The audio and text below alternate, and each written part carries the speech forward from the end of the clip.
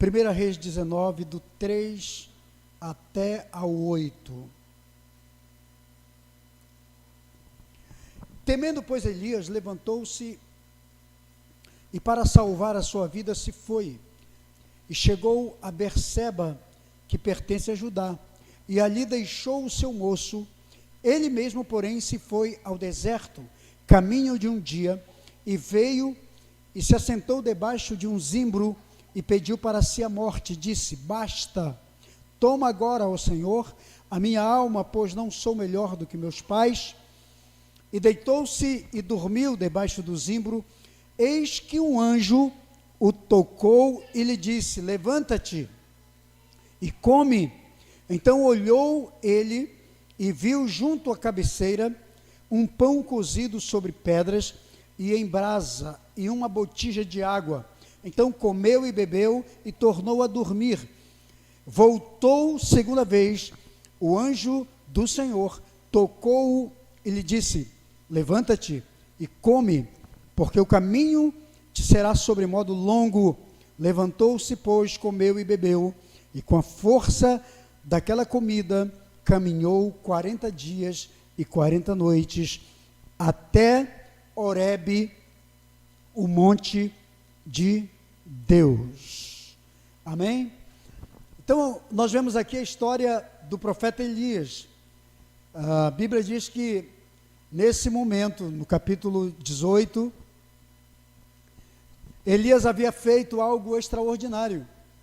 Sendo usado por Deus, ele havia desmascarado todos os profetas e sacerdotes de Baal, havia matado 450 deles, havia orado e fogo do céu desceu e consumiu o holocausto que ele havia erguido e ainda havia molhado. Ele jogou bastante água sobre o holocausto e orou para que Deus mandasse fogo. E então ali houve uma prova, né? Porque houve uma disputa entre os sacerdotes e profetas de Baal, que era o deus da água. Baal significa o deus da chuva, né? Mas não mandou chuva nenhuma, não aconteceu nada. E Elias ainda disse: pode encharcar toda essa pilha aí de madeira com água, porque eu vou orar e o Deus verdadeiro vai responder com fogo, né? Então você já conhece a história. Todo mundo trouxe água, encharcou toda aquela pilha de madeira, e depois ele ora e Deus manda fogo e consome o holocausto. E isso foi um feito extraordinário em Israel. Todo mundo soube dessa história, todo mundo ficou sabendo, não teve ninguém na nação que não soubesse, né? Que não ficou sabendo daquilo que Deus havia feito através do profeta Elias. Então Elias ganhou notoriedade, ganhou autoridade, ganhou fama com aquele feito extraordinário. Tornou-se uma pessoa de muita influência, de muita importância, de renome, uma celebridade na nação, por ter feito tudo aquilo. Acabe era rei de Israel. Quando soube, contou para sua esposa Jezabel, que era exatamente a chefa, a sacerdotisa-chefe de todos os sacerdotes e profetas de Baal. Então Jezabel, que era uma endemoniada, não gostava de Deus, não gostava dos profetas, principalmente de Elias, quando ouviu a história, e Acabe contou para ela o que ele havia feito com os profetas e sacerdotes, então Jezabel mandou aquele recado que vocês sabem, né? Disse: olha, que os deuses façam comigo qualquer coisa, se amanhã por estas horas, ou seja, em 24 horas, se eu não fizer com você o que você fez com os meus profetas. Então, também vou cortar sua cabeça, vou te matar. E com essa palavra, Elias então faz isso aqui. Ele chamou o seu servo, o seu moço, como diz a Bíblia. Ele passou na cidade de Berseba e disse: fica aqui, porque eu estou saindo fora, né? É como se ele estivesse abandonando o ministério, o chamado, o mistério. Falou para o seu seguidor, para o seu discípulo, disse: fica aqui, porque eu vou seguir a minha jornada.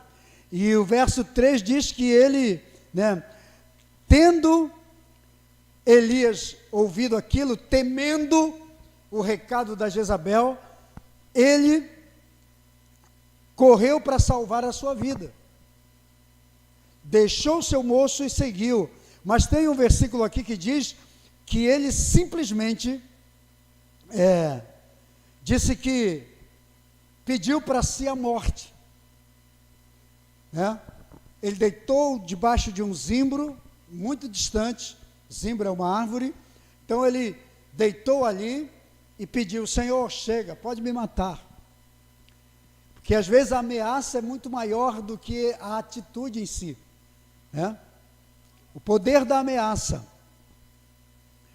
se torna muitas vezes muito mais poderoso do que a própria ação contra a pessoa.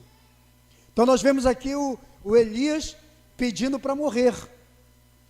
Nós vemos o Elias pedindo que Deus o matasse, só porque alguém mandou um recado e disse: amanhã vai ser assim com você. Que na verdade a morte anunciada, ela é muito mais poderosa para nos causar pânico, medo, do que aquela morte inesperada, que é quando acontece conosco um mal súbito. Então ele havia sido anunciado a morte do profeta.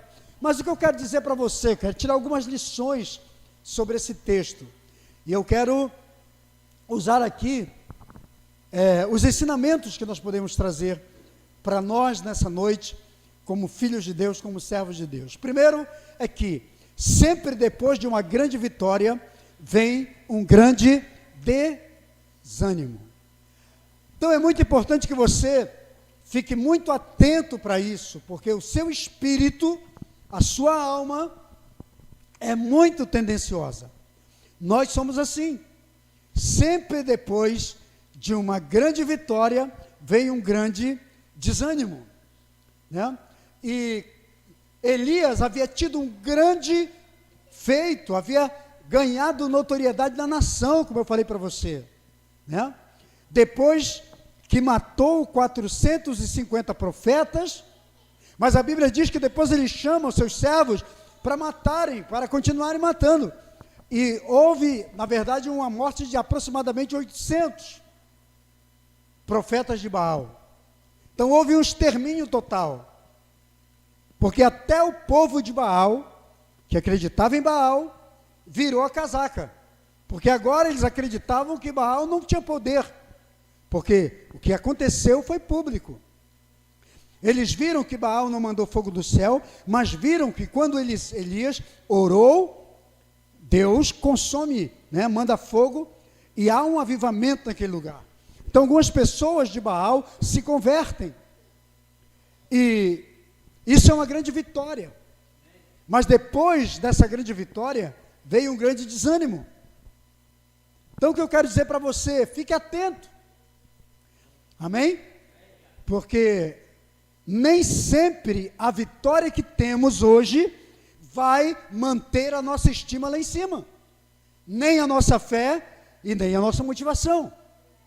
Muitas vezes você vai ter vitória na sua vida financeira, no seu casamento, na sua vida ministerial, na sua família, e você acha que é tudo, mas você deve guardar o seu espírito, porque tem sempre um espírito de Jezabel, que vai estar olhando para o seu momento de prazer, e vai dizer: pois eu vou puxar o seu tapete, quero ver até onde vai essa motivação que você tem.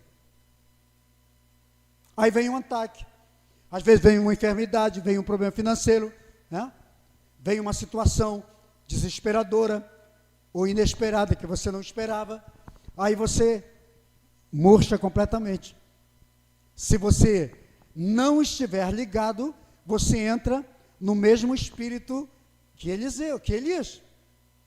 Elias entra em depressão e foge. Ele pega o seu moço, seu discípulo, e diz: fica aqui em Berseba, porque aqui tem gente que é referência para você, eu estou indo embora. Sabe por quê? Porque eu acho que Deus já não está mais comigo. Matei 450 profetas, orei, desceu o fogo do céu, mas quer saber? a voz de Jezabel foi maior dentro de mim, na minha alma, no meu espírito, e eu estou indo agora, eu não sei o que vai acontecer comigo, só não quero que ninguém me siga, porque para onde eu vou, para o meu momento depressivo, é só eu que vou estar lá. Então eu vejo pessoas vivendo isso, tem vitória, tem bênçãos, tem grandes feitos extraordinários, mas quando sofre uma pequena ameaça, simplesmente abandona tudo e vai, né, em busca daquela voz que lhe leva para um campo depressivo. Foi o que aconteceu com ele. Mas o que acontece é o seguinte, que depois Deus manda um anjo, e o anjo aparece quando ele está dormindo, quando ele está deitado. O anjo vem, prepara pão, prepara água, e o anjo acorda. Quando ele vê, ele tem diante dele um pão assado em brasa e uma botija de água. E o anjo diz: ô Elias, come o pão e bebe a água. E ele come e bebe. Então aí nós podemos ver uma coisa, ele não levou comida, não tinha nada, foi no desespero, porque o desespero nos leva muitas vezes a não tomarmos precauções, a não tomarmos medidas, a não nos prepararmos, né? Toda viagem de fuga, toda viagem de escape, ela nunca vai nos fazer lembrar que nós precisamos de mantimento para a nossa viagem. Toda pessoa que está em fuga emocional, ela se esquece de abastecer-se, seja do que for, para que quando aquele momento que ela está vivendo, ou que ela vai enfrentar, né, ela possa ter mantimento, ela possa ter munição para vencer, para prevalecer naquela situação. Então nós vimos que ele não levou nada, o anjo precisou fazer um milagre, e que é o tema da nossa mensagem hoje, é pão e água, mas o alimento que nós precisamos para caminhar até o propósito de Deus, amém? Então o anjo acorda Elias, Elias come, mas a Bíblia diz que ele volta a dormir de novo, ele estava tão depressivo, porque todo estado emocional depressivo, ele não nos leva a reagir, você nunca reage, você vê que toda pessoa que está enfrentando uma crise, um problema sério, normalmente, ela se entrega àquele estado que ela está vivendo. Então nunca permita que estados emocionais depressivos, seja por que for, derrotem você, amém? Acredite sempre, confie em Deus, amém?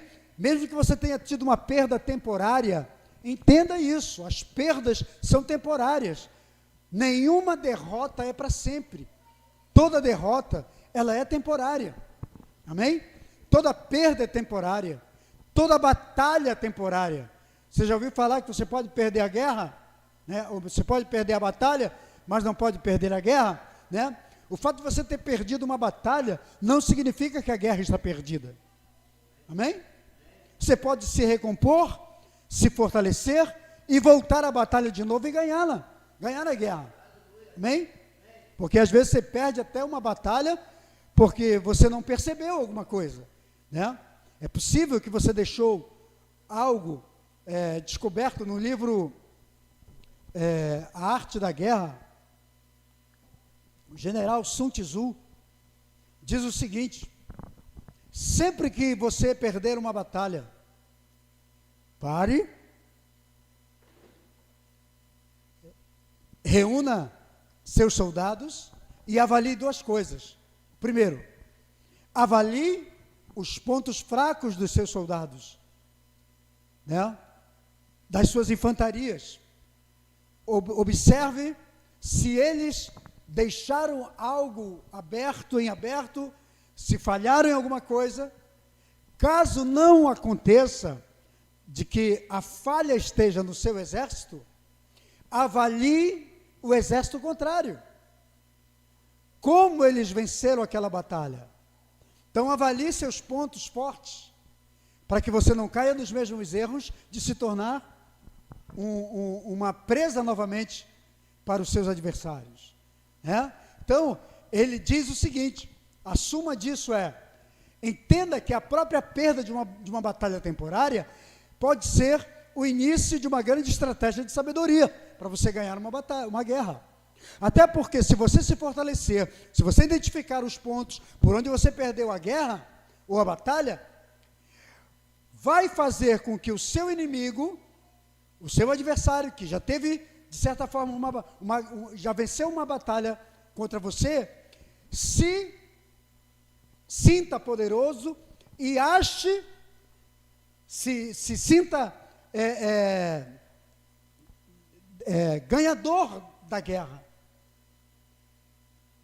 Porque te ganhou numa batalha temporária, então ele pode se sentir que vai ganhar a guerra, não vai mexer em nada na sua estratégia, só que você já avaliou a sua perda. Está entendendo? Você já avaliou se a culpa foi do seu exército, ou se a estratégia do seu adversário foi valiosa, e por onde ela veio. Então você já tem o conhecimento. E como o seu adversário não entendeu isso, não sabe que você parou, que aquela perda temporária foi uma lição para você, que agora você se levanta no sentido de ganhar, você já conheceu os pontos fracos do seu adversário, então ele parte para a batalha de novo, com as mesmas estratégias, mas você já mudou as suas táticas. E o que acontece? Agora você tem a probabilidade de ganhar a guerra. Então é muito importante que a gente entenda isso. Todo momento que nós passamos na nossa vida, que não é bom, ele tende a nos abater. Isso é do ser humano, do homem. Por mais que você tenha vencido, por mais que você tenha ganhado grandes notoriedades, mas é possível que o seu espírito não entenda assim, sua alma não entenda assim. É daí que às vezes a gente vê pessoas multimilionárias, às vezes celebridades, pessoas ricas, mas que estão num estado depressivo terrível. Aí você avalia, como é que essas pessoas entram nesse ambiente? Por quê? É simples. É que o problema delas é o que todo ser humano passa. As conquistas que nos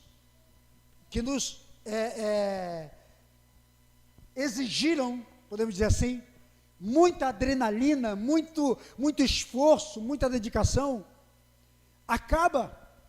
E quando a adrenalina passa, você entra no estado de depressão. Foi o que aconteceu com Elias. Ele demandou todo esforço e energia para guerrear contra os profetas de Baal, orando, buscando a Deus, fazendo coisas tremendas. Acabou aquele momento, é como se ele esvaziasse. E ele não soube se recompor. E agora ele entra no estado depressivo. E é tudo que o inimigo quer, é quando você perde a expectativa de que Deus pode fazer coisas extraordinárias para você. Amém? Então, eu queria dizer para você aqui nessa noite, nunca perca as esperanças. Amém? De que amanhã você vai vencer de novo. Eu não perco a esperança por nada. Eu não me importo. É por isso que nós nunca devemos colocar toda a nossa expectativa em seres humanos. Todas as vezes que você focar ou colocar as suas expectativas no homem, você vai se frustrar. Viu? Não espere dos outros. Faça o que Deus te mandou fazer. Vá em busca daquilo que Deus te mandou fazer. Agora, o anjo diz para ele, diz assim, olha como o anjo diz. No verso 8, a segunda vez, o anjo toca nele e diz, levante-se, beba e coma. E com a força daquela comida, diz a Bíblia, que ele caminhou 40 dias e 40 noites até Horebe, o monte de Deus. No verso 7, o anjo diz, voltou segunda vez, o anjo a tocar nele disse, levante-se, coma, porque o caminho te será muito longo. E então ele se levantou, e com a força daquela comida andou 40 dias e 40 noites, até Horebe, o monte de Deus. O que eu quero dizer para você com tudo isso? É que Horebe é o mesmo monte Sinai, tá? Sempre que a Bíblia falar de Monte Horebe, ela está se referindo ao Monte Sinai. Na verdade, o que Deus estava dizendo, olha, você está muito longe do Monte Horebe, e eu quero que você volte para o Monte Horebe, porque o Monte Horebe tem um significado muito grande na sua vida. E aqui, eu queria que você entendesse uma coisa. Primeiro, a palavra Horebe no hebraico significa deserto, e Sinai significa espinhoso. Então vamos entender algo.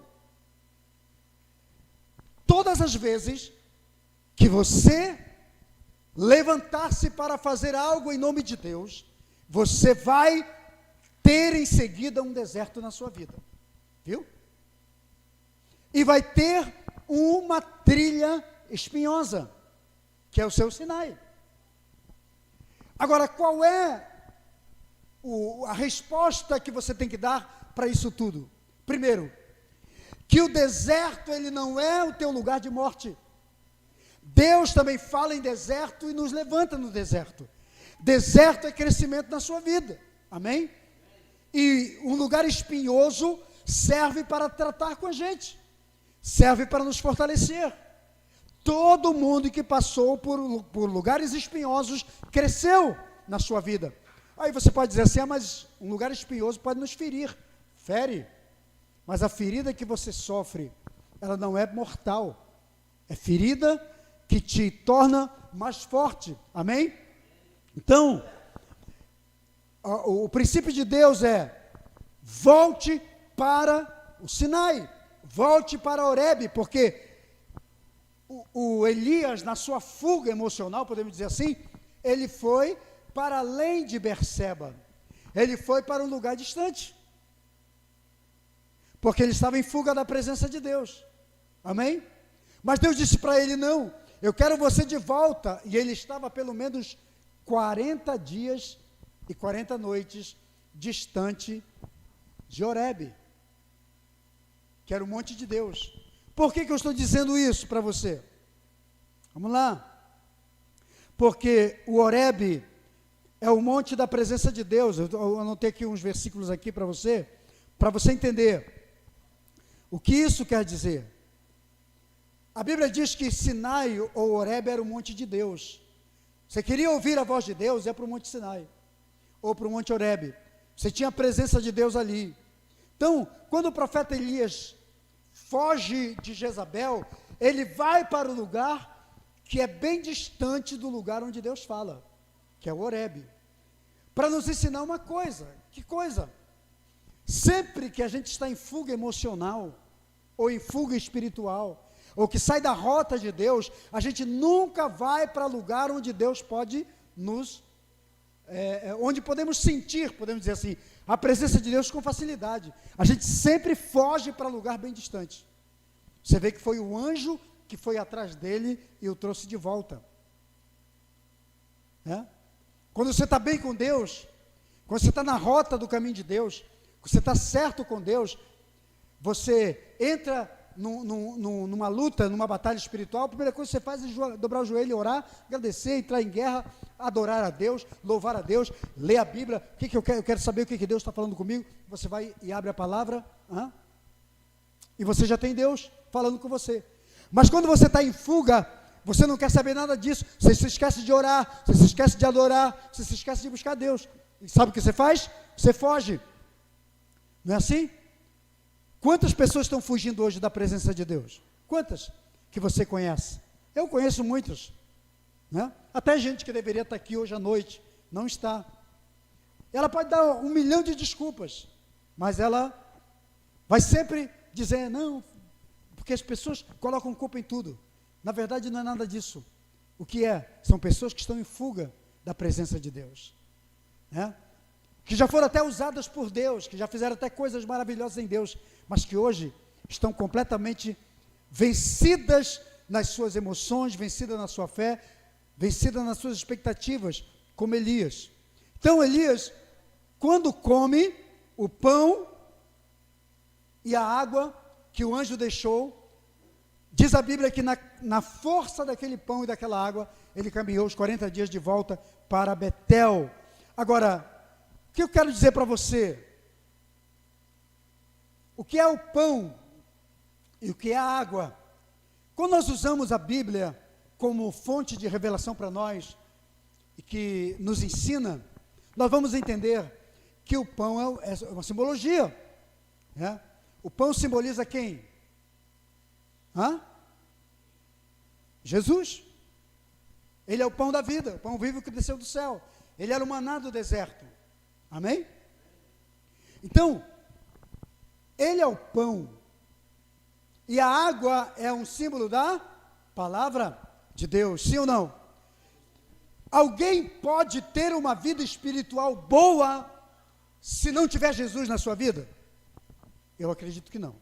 Não existe um ser humano nesse planeta, seja ele quem for, que possa dizer assim: eu estou bem com Deus, mas não está em conexão com Jesus. Eu posso garantir para você que não está bem com Deus. Amém? Se alimentar de Jesus é acreditar na sua obra, é aplicar os seus valores à sua própria vida. Amém ou não? Então, o pão era uma simbologia de Jesus, e a água é uma simbologia da palavra de Deus. Se você está alicerçado na palavra, se você se alimenta da palavra, se você está nutrido pela palavra e pelo pão da vida, quero dizer para você que todo estado emocional que você vive, ou espiritual, ele é derrotado, porque você se fortalece. Amém? Então o anjo acordou o profeta e disse: coma o pão e beba a água. E quando ele comeu e bebeu da água pela segunda vez, diz o texto aqui, que ele, o que ele fez? Ele se fortaleceu, e na força do pão e da água, ele foi para Horebe. Por quê? Ele havia se afastado do lugar da intimidade de Deus. Então, querido, que você nunca se afaste da presença de Deus, amém? Seja por que for, pela luta que for, que você esteja passando, não se afaste da presença de Deus. Os ambientes vão te chamar para você fugir. Todas as vezes que as pessoas entram em pecado, a tendência do ser humano é fugir da presença de Deus. Toda vez que a pessoa está fraco espiritual, a tendência é fugir do Horebe, é fugir do Monte Sinai, é se afastar da presença de Deus. Isso aí acontece com todo mundo. Todas as vezes que a pessoa se sente numa derrota momentânea, seja em que área for da sua vida, a tendência dela é esmorecer e se afastar, quando na verdade a presença de Deus, ou o remédio, a cura, é se aproximar de Deus quando você estiver entrando nesse ambiente.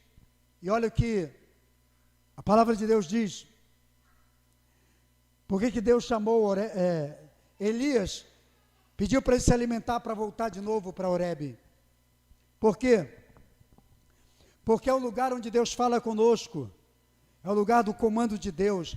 Olha o que fala Deuteronômio 1,19. Então partimos de Horebe e caminhamos por todo aquele grande e terrível deserto que nos vistes passar, pelo caminho da região montanhosa dos amorreus, como o Senhor nosso Deus nos ordenara, e chegamos a Cádiz Barneia. Então é o lugar onde tudo começa na nossa caminhada espiritual. Todas as pessoas que estão num processo de caminhar com Deus, de iniciar a sua jornada com Deus, elas vão começar em Horebe. É o lugar da intimidade, é o lugar onde você ouve Deus falar com você, onde você sente Deus falando com você, onde você se alimenta de Cristo, onde você come o pão da vida, onde você recebe a palavra, onde você nutre a sua alma, as suas emoções, o seu espírito, onde você se recompõe, ou recompõe as suas energias espirituais para a caminhada que você tem. Amém? Mas tudo parte do Monte Horebe. E o anjo olha para ele e diz: coma, porque na comida, na força dessa comida, desse pão e dessa água, você vai ter uma jornada de 40 dias de volta para Horebe. Sabe o que eu aprendo aqui, querido?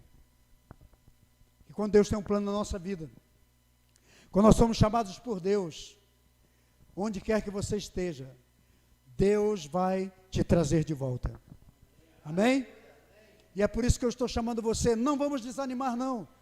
Talvez você esteja hoje fugindo de alguma coisa, até do seu ministério, até do seu chamado. Pois retome ele, diga: eu vou voltar de novo. E vou voltar de uma forma melhor e maior e mais produtiva. Amém? Quantos querem glorificar a Deus com a sua vida? Então levante sua mão e diga: Senhor meu Deus. Mais forte: Senhor meu Deus, eu declaro nessa noite que eu me levantarei sempre diante de Ti e caminharei sempre que sentir que estou na rota errada, voltarei para Horebe, o lugar onde tudo começa. Amém? Olha só, Êxodo 3:1 diz assim: apacentava Moisés o rebanho de Jetro, seu sogro, sacerdote de Midian, e levando o rebanho para o lado ocidental do deserto, chegou ao monte de Deus, a Horebe. Deus visita o profeta e diz assim: vem cá, você está muito longe de Horebe, o lugar onde eu te chamei para você começar o seu ministério. Então Horebe aqui é o lugar do início do nosso ministério. Amém? Eu não sei se você já passou por isso, mas talvez você ainda vai passar, porque chega uma hora da sua vida que parece que você está muito distante de tudo, nada mais acontece de bom, seu caminho está completamente bloqueado, você se sente ausente da presença de Deus. Deus vai te levar para Horebe de novo e vai dizer: volta lá onde tudo começou, onde eu te chamei. Moisés estava apacentando o rebanho de seu sogro, quando Deus o chamou lá nas bases do Monte Horebe. Então, é Deus, agora que ele estava em fuga, é Deus voltando lá dizendo: cara, volta para onde eu te chamei, vai para Horebe, lá no Monte Sinai, vai para o Monte de Deus, onde tudo começou na sua vida. Amém ou não? Presta atenção, igreja. Eu sinto que nesses dias Deus está nos chamando para voltar a Horebe, onde tudo começou. Sabe por quê? Porque a tendência nossa é nos afastarmos do lugar onde Deus fala conosco. Talvez o seu Horebe hoje seja a sua vida de oração, sua vida da leitura da palavra de Deus, sua vida de vir nos cultos, né? Tem gente que está fora da igreja e tentando ser fortalecido sozinho em casa. Não vai acontecer. Sinto muito, mas não vai acontecer. Ninguém se fortalece sozinho. Nos fortalecemos em grupo. Amém? Nós somos seres de grupo, nós somos uma comunidade. Por isso que a igreja é um grupo que se fortalece juntos, não é? Nunca vi ninguém se fortalecendo no isolamento. Ninguém se fortalece isolado. O isolamento, ele só nos enfraquece. Então entenda isso. Outra coisa, olha o que diz aqui Malaquias 4:4. Lembrai-vos da lei de Moisés, meu servo, a qual lhe prescrevi em Horebe para todo Israel, a saber, os estatutos e os juízos de Deus. Então Horebe é o lugar onde Deus deu as tábuas da lei, os 10 mandamentos, o decálogo para Moisés. O que você entende com isso? Nós vemos um Elias em fuga emocional, que se afasta de onde? Da palavra.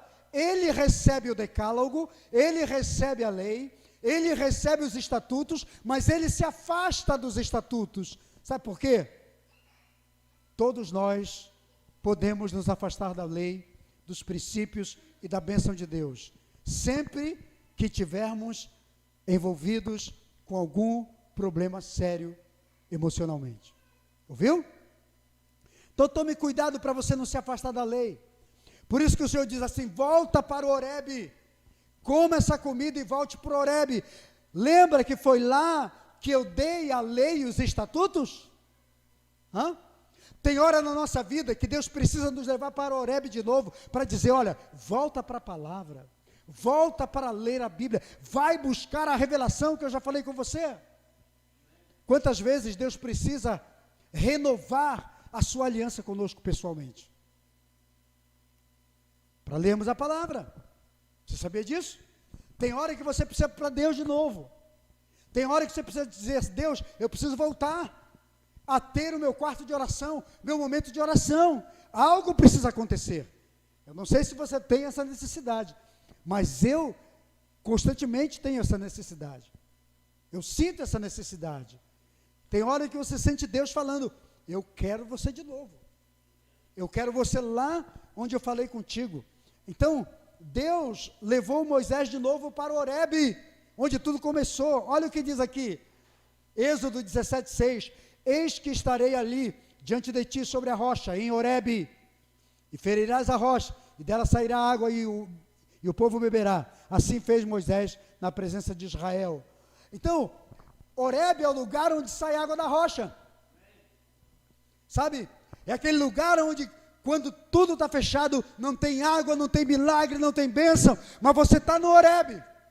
Você entende? Você está na região onde Deus está falando. Aí o que acontece? Deus simplesmente opera os milagres na sua vida. Amém ou não? Então, Elias estava em fuga, só porque Jezabel queria a sua cabeça. Aí você pode dizer assim: mas não é pouca coisa não, né, apóstolo? Também concordo com você, não é. Mas deixa eu dizer uma coisa para você. Quando é que nessa vida a gente vai ter um momento assim, sem que tenhamos um adversário ou um inimigo tentando nos atingir? Quando? Até no momento que você estiver celebrando a sua festa, está tudo bem, está tudo bom, maravilha, mas mesmo assim, a Bíblia diz que você precisa vigiar. Hã? Porque você não sabe, a qualquer hora o inimigo pode vir. Amém? Sempre que havia festa num reino, tinha um povo que estava comemorando a festa com o rei, mas tinha os soldados e os guardas. Hã? Você acha que o Brasil, as fronteiras do Brasil, fica sem pessoas? Sem vigia, sem sentinela? Só porque estamos bem? Não. Enquanto alguém está festejando, outros estão pagando o preço de vigiar e de manter a nossa segurança. Então, preste atenção. Sempre que houver um momento de bênção na sua vida, ainda assim você tem que entender que você tem um adversário, que pode muito bem estar trabalhando naquela hora para tentar atingir sua vida. Você entendeu? Agora, você não pode permitir que a sua fé, que as suas expectativas, que a sua esperança em Deus, que o seu relacionamento com Deus seja atingido. E olha o que diz Deuteronômio 4:10: não te esqueças do dia em que estiveste perante mim, teu Deus, em Horebe, quando o Senhor me disse: reúne este povo e os farei ouvir as minhas palavras, a fim de que aprendam a temer o meu nome todos os dias em que viverem na terra, e ensinarás o teu povo. Então presta atenção aqui. Horebe é o lugar do ensinamento, é o lugar onde nós temos a revelação de Deus, é o lugar onde nós precisamos ser treinados, disciplinados, preparados para aquilo que Deus tem para nós. Amém? Qual é o seu Horebe? Qual é o seu Sinai? Amém? Saiba que o Elias estava em fuga, porque se distanciou 40 dias do seu Horebe, do seu Sinai. E foi preciso um anjo de Deus ir lá, alimentá-lo e dizer: ande na força dessa comida de volta para Horebe. Então, queridos, nunca pare de aprender. Amém? Aprenda uma coisa na sua vida. Você nunca vai parar de aprender. Construa o seu Sinai, onde você vai sempre aprender de Deus, a crescer e a prosperar na vida. E ainda uma outra coisa, Êxodo 33:6 diz: então os filhos de Israel tiraram de si os seus atavios, desde o Monte Horebe em diante. Então, eu diria aqui que Horebe é um lugar de libertação. Sempre que eles passaram por Horebe, eles começaram a tirar os seus atavios. Os atavios aqui eram aquelas ligações que tinham com deuses estranhos. Todos nós passamos por uma vida muito desagradável antes de você chegar até Jesus Cristo. E muitas vezes precisamos nos libertar desses atavios. E onde nós vamos tirar? No monte de Deus. Quando estivermos na presença de Deus, nós enxergaremos a nossa vida. Enxergaremos os nossos defeitos, as nossas debilidades, enxergaremos os atavios que ainda estão em nós, que precisam ser arrancados.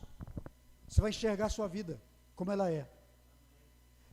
Antigamente, as pessoas diziam assim, tem lugar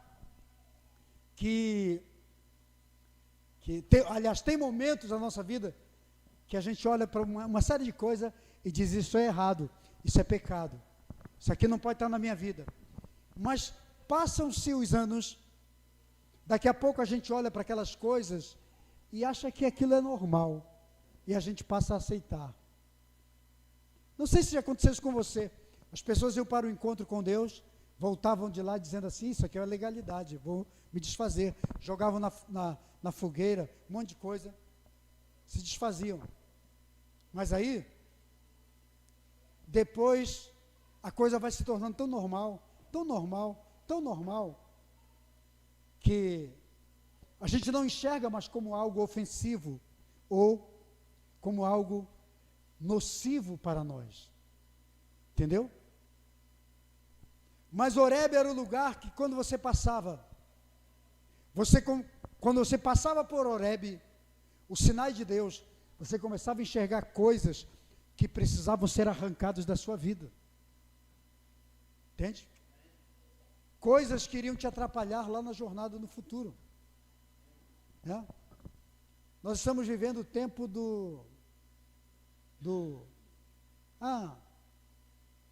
isso não me fere, não me machuca, não me importuna, porque na verdade, o tempo da apostasia que nós estamos vivendo, que ele tem atingido até a igreja, tudo é possível, porque estamos tão afastados do Horebe de Deus, que não conseguimos mais enxergar determinadas coisas. Olha só, o texto diz que quando eles passaram por Horebe, eles enxergaram atavios dos deuses estranhos, e arrancaram de si. Sabe qual é o pior pecado, o pecado que nos condena? É aquele que insistimos em não reconhecer. Repete comigo, diga, o pior pecado, aquele que nos condena, é aquele que insistimos em não reconhecer. Você entendeu? Não, isso não é pecado. Não é. Hoje de manhã eu estava falando com a minha esposa. Eu estava olhando o TikTok. Cara, é só miséria, meu irmão. Mas sabe por que está fazendo maior sucesso?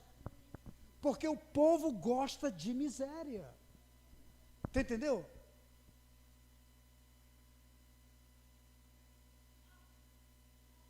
O mundo dos negócios só consegue manter o negócio em alta aquilo que é consumido. Tudo que é colocado em mercado, que não tem consumo, é desfeito. É que nem programa de televisão. Todo programa que saiu do ar, o apresentador pode ser maravilhoso, mas se não tem público consumidor daquele tipo, é tirado do ar. Então você vê que a miséria que o mundo, que o sistema está colocando para a nossa geração, que está em alta hoje, é porque temos público consumidor. E isso é triste, porque muita coisa é degenerativa, degenera a moral, degenera a ética, degenera a família, degenera valores espirituais, princípios que são degenerados. E muitos de nós nos alimentamos dele constantemente. Quer ver uma coisa?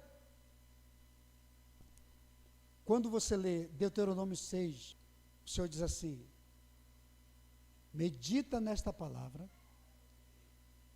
ensina essas palavras aos teus filhos, sentado na mesa, andando, caminhando por onde você for, coloca esta palavra diante dos teus olhos, da viseira onde bater os teus olhos, ou seja, para onde olhar, tenha os meus mandamentos, coloca eles como pulseira no teu pulso, como colar no teu pescoço, imprima esta palavra na tua mente, na mente dos teus filhos, porque esta palavra, este estatuto, esses mandamentos trarão vida e vocês prosperarão na terra para onde eu vos mandar.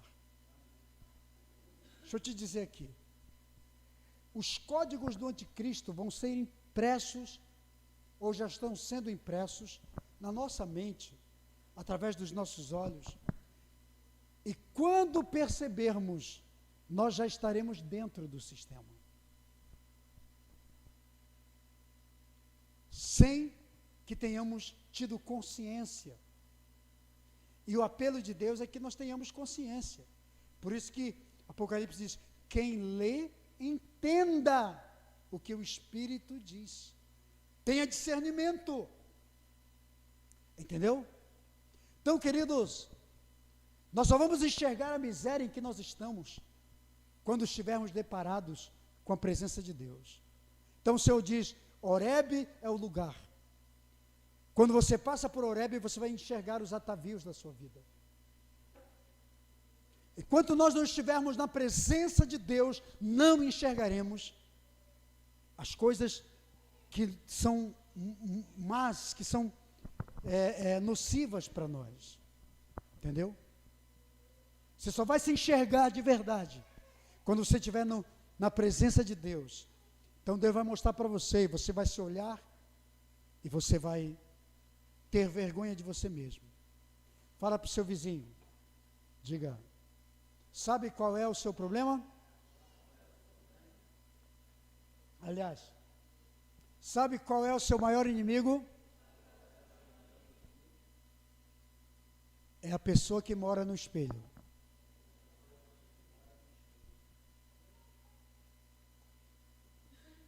Você entendeu? Quem é que mora no espelho?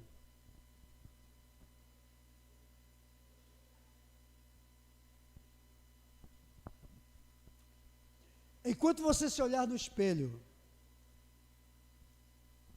e o morador do espelho não te incomodar, agora quando você chegar diante do espelho e o morador do espelho causar alguma coisa em você, não aquela coisa aí, tem uma ruga aqui, isso aqui não estava aqui, não é isso que eu estou falando. É quando você se enxergar quem de fato é você, ter vergonha do que você fez, de algo que você faz. Aí eu poderia dizer que algo começou a acontecer em você, uma mudança. Amém? Aí você vai levar o morador do espelho a mudar. É quando o seu reflexo estiver em processo de mudança. E por último,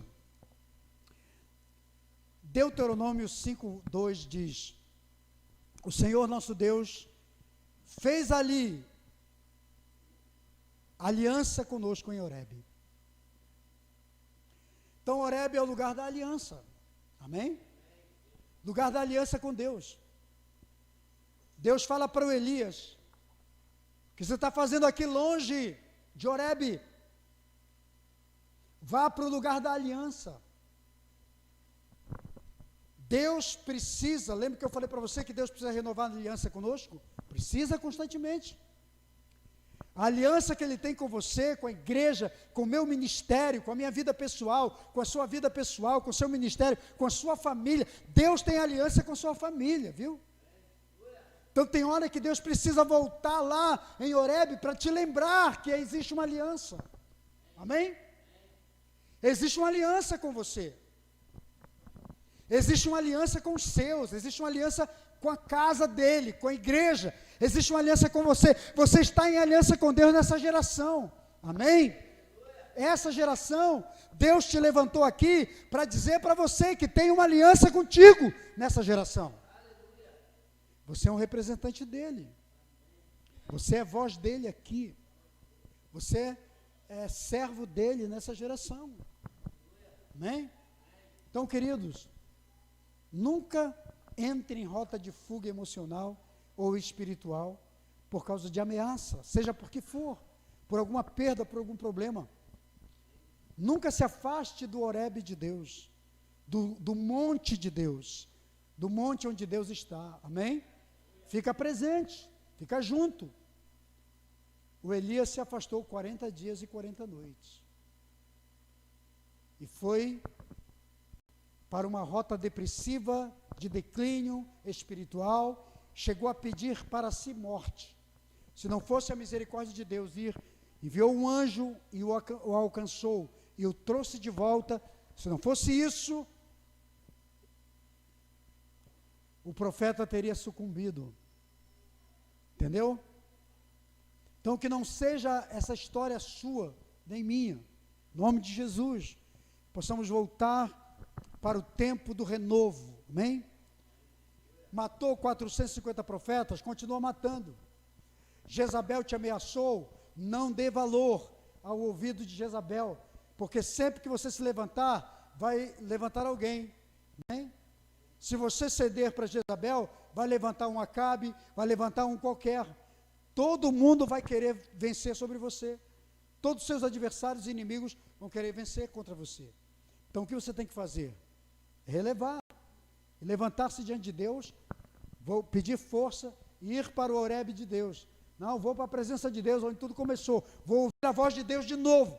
Deus vai falar comigo, tenho certeza disso. Se eu preciso dobrar o joelho de novo, preciso me arrepender, eu vou fazer. Se preciso ir para o meu quarto, se preciso tirar uma noite de vigília, vou fazer. Se preciso ir no culto todos os dias, eu vou fazer. Vou ouvir de novo o chamado de Deus, mas vou renovar minha fé, renovar minha vida. Fica de pé em nome de Jesus.